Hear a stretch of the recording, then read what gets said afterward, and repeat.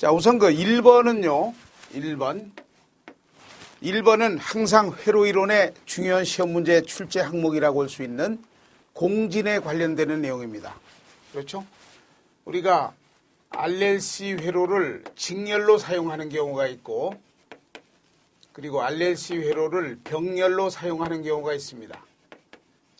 뭐 어느 경우든 뭐 직렬 형태든 병렬 형태든 어떤 하나의 신호만, 어떤 특정한 주파수 신호만 쏙 들어오세요 하는 겁니다. 이제 그게 공진이에요. 그래서 만약에 직렬로 공진을 시키면 어떤 특정한 주파수를 우리 F0 하는 요게 이제 내가 원하는 공진 주파수입니다. 이런 주파수 신호가 이제 들어오세요. 이렇게 이제 내가 회로를 설계하고자 하는 겁니다.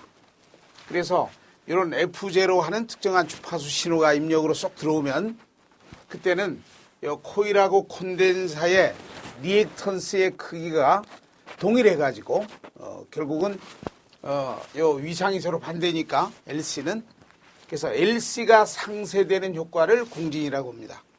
자, 이렇게 되면 공진이 되면 전체 임피던스는 저항만 덜렁 남게 되는 겁니다. 그렇죠? L과 C의 임피던스는 상쇄가 되기 때문에 그래서 저항만 덜렁 남아가지고 임피던스가 최소가 되고 그렇죠? 이때 회로에 흐르는 전류는 최대 전류가 흐릅니다. 그럼 그때는 인가된 전압 나누기 저항하는 임피던스가 이제 저항만 존재하기 때문에 그래서 최대 전류가 흐르게 되는 것이다. 그렇죠? 그래서 어떤 하나의 특정한 주파수 신호만 이 회로에 탁 잡혀서 들어오는 이제 그런 공진 상태가 되는 겁니다. 근데 회로의 성격은요, 저항만 덜렁 남기 때문에 저항은 전압이 인가되면 곧바로 전류가 흐르는 동상의 소자입니다. 그러니까 이 회로는 전압과 전류의 위상은 동위상이다. 동상. 그렇죠? 그러니까 위상차가 없다. 그래서 동상의 회로 성격을 갖게 되는 겁니다. 그래서 이런 내용들이 전부 중요하게 시험 문제로 여러분들이 기억이 잘 되줘야 됩니다.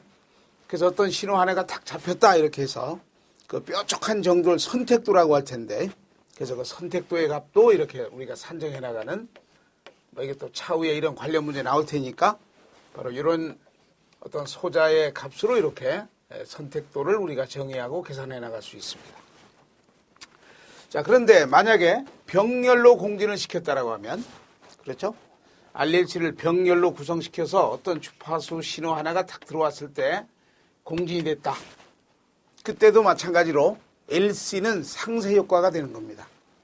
그래서 이 병렬은요, 어드미턴스로 산정하는 게 쉽기 때문에 병렬은 그러면 전체 어드미턴스는 저항의 어드미턴스만 덜렁 남게 됩니다. R분의 1 하는 게 이제 어드미턴스가 되겠죠.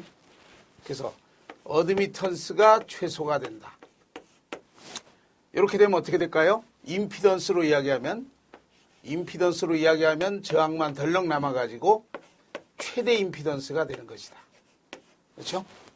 그럼 이때 흐르는 회로의 전류는 결론은 최소 전류가 흐르게 되는 겁니다. 반대죠, 이게. 반대. 그리고 저항만 남기 때문에 저항성 회로 그러니까 전압하고 전류가 위상차가 존재하지 않는 즉 동위상의 회로의 성격을 갖게 되는 겁니다. 그렇지? 동상.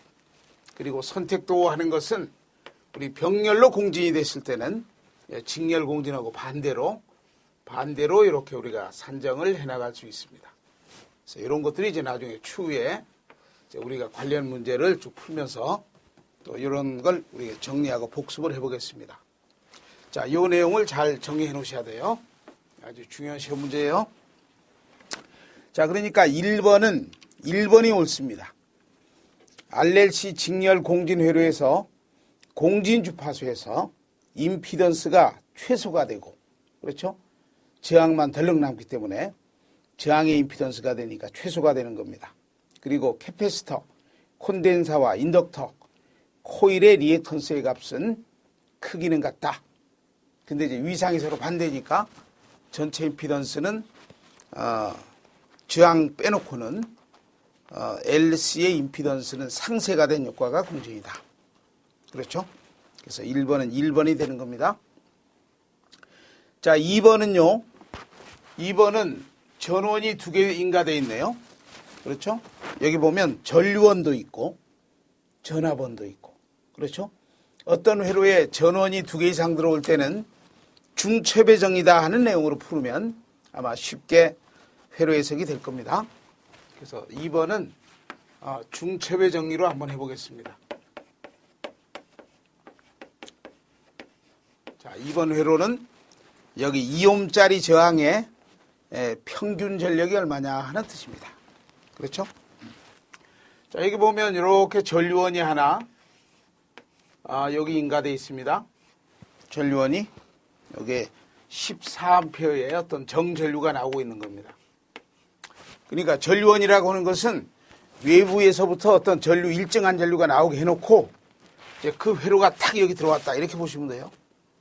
뭐 우리가 오피암프 같은 이런 소자 가지고 종종 이제 전류원 설계를 이제 많이 하게 되는 겁니다. 그럼 이제 전류원에서 전류가 들어오겠죠. 그리고 여기에 이제 교류전압이 이렇게 하나 있습니다. 교류전압이 하나 인가되어 있죠. 교류전압이 하나 이렇게 전압원도 있습니다. 그래서 이놈은 최대값이 140V까지 올라가는 140 코사인 오메가. 오메가는 아예 숫자로 줬네요. 오메가 T, 20T 이렇게 줬습니다. 그렇죠? 이건 이제 볼트가 되겠지? 볼트. 이렇게 되는 겁니다. 자, 이렇게 해서 여기 저항이 이렇게 하나 달려 있고, 저항이 12옴이 하나 달려 있습니다. 이렇게. 그 다음에 이쪽에도 저항이 하나 이렇게 여기 2옴짜리 저항이 하나 달려 있습니다. 자, 결론은 여기 전력을 지금 구하는 겁니다. 그렇죠? 요 저항. 2옴짜리 저항. 여기는 이제 코일이 하나 이렇게 있네요. 에루가. 코일이 하나 있습니다. 그래서 코일의 요 크기는 0.7 헬리다 이렇게 주어져 있는 회로입니다. 자, 그러면은 중최배정이라고 하는 것은 전원이 두 개 이상 들어올 때 우리가 사용하는 회로 기법이에요. 자, 첫 번째는 요 전류원만 있다. 그렇지? 14A의 전류만 공급되고 있다. 이렇게 보는 겁니다. 그렇죠? 이게 뭐 직류 전류다 이렇게 볼 수 있죠. 그렇지? 그럼 14A가 있고 요 전압은 없다. 전압은 빵이다 이렇게 놔야지. 그럼 전압이 빵이다 할 때는 요 쇼트 시키면 돼요. 단락. 그렇죠? 그럼 이제 요 전류원에서 14A 전류가 이렇게 흐릅니다. 흐르면 길이 두 개니까 1부는 이렇게 갈 테고, 그렇지? 또 1부는 이렇게 가겠죠. 그럼 이렇게 흘러서, 또 이렇게 흘러서, 그렇죠? 분배가 되는 거니까. 이렇게 흘러 들어와서 또 다시 이렇게 들어와서 또 이렇게 가겠죠? 근데 이때 코일은요, 직류가 들어오면 저항값이 빵옴이 돼요. 직류는 잘 통과시키는 직류에는 단락 효과입니다. 그럼 쇼트 시키면 되겠지? 그럼 두 개 저항으로만 전류 분배를 시키면 돼요. 그래서 이쪽으로 가는 전류. 그렇지? 자, 이쪽으로 가는 전류를 먼저 한번 계산해 볼게요. 자, 요 2옴이니까 2옴으로 들어가는 전류가 얼마냐 하는 걸 먼저 계산해 볼게요. 자, 14A를 12옴하고 2옴 중에 전류 분배 법칙은 저항의 반비례입니다. 큰 저항은 전류가 작게 흐르니까. 그렇죠?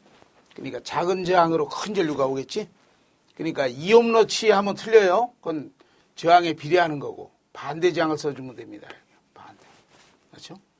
이렇게 써주면은 12A의 전류가 2옴으로 흐르게 되는 겁니다. 그럼 이때 전력은 어떻게 될까요?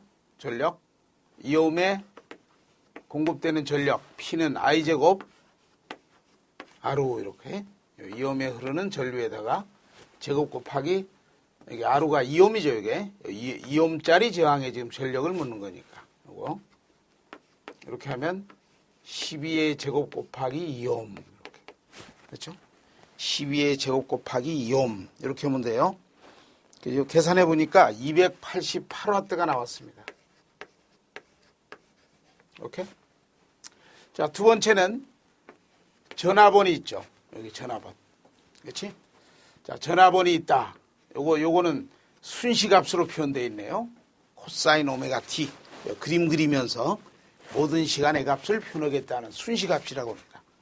그래서 VT 이렇게 소문자로 써가지고 최대 140V까지 올라간다.